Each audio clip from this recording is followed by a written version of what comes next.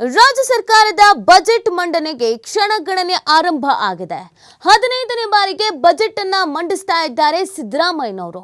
ನಾಡಿನ ಜನತೆಗೆ ಸಿಗುತ್ತಾ ಗ್ಯಾರಂಟಿ ಸರ್ಕಾರದಿಂದ ಬಿಗ್ ಗಿಫ್ಟ್ ಅನ್ನುವಂತ ನಿರೀಕ್ಷೆ ಕುತೂಹಲವನ್ನ ಇಟ್ಕೊಂಡು ಜನ ಕೂಡ ಕಾಯ್ತಾ ಇದ್ದಾರೆ.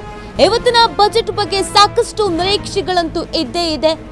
ಏನಾದ್ರೂ ಉತ್ತಮವಾದಂತ ಕೊಡುಗೆಗಳನ್ನ ಕೊಡ್ಲಾಗತ್ತಾ ಅನ್ನುವಂತ ನಿರೀಕ್ಷೆಯನ್ನ ಜನ ಕಾಯ್ತಾ ಇದ್ದಾರೆ ಇಟ್ಕೊಂಡು. ಬಜೆಟ್ ಮಂಡನೆ ಮುನ್ನ ಸಿಎಂ ಕ್ಯಾಬಿನೆಟ್ ಮೀಟಿಂಗ್ ಕೂಡ ಇದೆ. ಬಜೆಟ್ ಸಂಪುಟದಿಂದ ಒಪ್ಪಿಗೆಯನ್ನ ಪಡೆಯಲಿದ್ದಾರೆ ಸಿದ್ದರಾಮಯ್ಯನವರು. ಬೆಳಗ್ಗೆ 9:30ಕ್ಕೆ ಸಚಿವ ಸಂಪುಟ ಸಭೆ ಪ್ರಾರಂಭ ಆಗುತ್ತೆ. ವಿಧಾನಸೌಧದ ಕ್ಯಾಬಿನೆಟ್ ಹಾಲ್ನಲ್ಲಿ ಈ ಕ್ಯಾಬಿನೆಟ್ ಮೀಟಿಂಗ್ ಅನ್ನ ಮಾಡಲಾಗತ್ತೆ. ರಾಜ್ಯ ಸರ್ಕಾರದ ಬಜೆಟ್ ಮಂಡನೆಗೆ ಕ್ಷಣಗಣನೆ ಪ್ರಾರಂಭ ಆಗಿರುವಂತದ್ದು. ಬೆಳಗ್ಗೆ 10:15ಕ್ಕೆ ಸಿಎಂ ಸಿದ್ದರಾಮಯ್ಯನವರಿಂದ ಬಜೆಟ್ ಮಂಡನೆ ಮಾಡಲಾಗತ್ತೆ. ಬಜೆಟ್ ಮಂಡನೆ ಮುನ್ನ ಸಿಎಂ ಕ್ಯಾಬಿನೆಟ್ ಮೀಟಿಂಗ್ ಅನ್ನ ಮಾಡಲಿದ್ದಾರೆ. ಬಜೆಟ್ಗೆ ಸಂಪುಟದಿಂದ ಒಪ್ಪಿಗೆಯನ್ನ ಪಡೆಯಲಿದ್ದಾರೆ ಸಿದ್ದರಾಮಯ್ಯನವರು.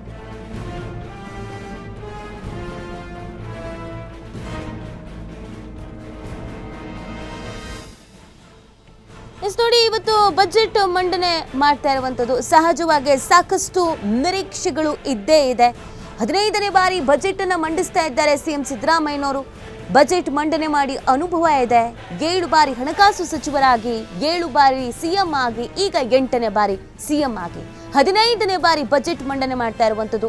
ಹಾಗಾಗಿ ಜನರು ಏನ್ ನಿರೀಕ್ಷೆನ ಮಾಡ್ತಾ ಇದ್ದಾರೆ, ಯಾವ ಕ್ಷೇತ್ರಕ್ಕೆ ಎಷ್ಟು ಅನುದಾನ ಕೊಡಬೇಕು, ಇದೆಲ್ಲವೂ ಕೂಡ ಸಿದ್ದರಾಮಯ್ಯನವರಿಗೆ ಗೊತ್ತಿರುತ್ತೆ ಅನ್ನುವಂಥ ಕಾರಣಕ್ಕಾಗಿ ಸಹಜವಾಗಿ ಒಂದಷ್ಟು ಭರವಸೆಗಳನ್ನ ಇಟ್ಕೊಂಡು ಜನ ಕುತೂಹಲದಿಂದ ಕಾಯ್ತಾ ಇದ್ದಾರೆ.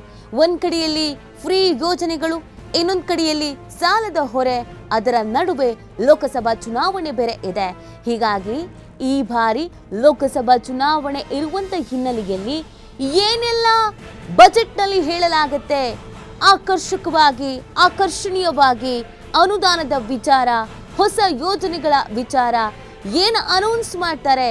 ಕೆಲವು ಕ್ಷೇತ್ರಗಳಲ್ಲಿ, ಕೆಲವು ಸಮುದಾಯಗಳಲ್ಲಿ ಬಹಳಷ್ಟು ನಿರೀಕ್ಷೆಗಳು ಇದೆ.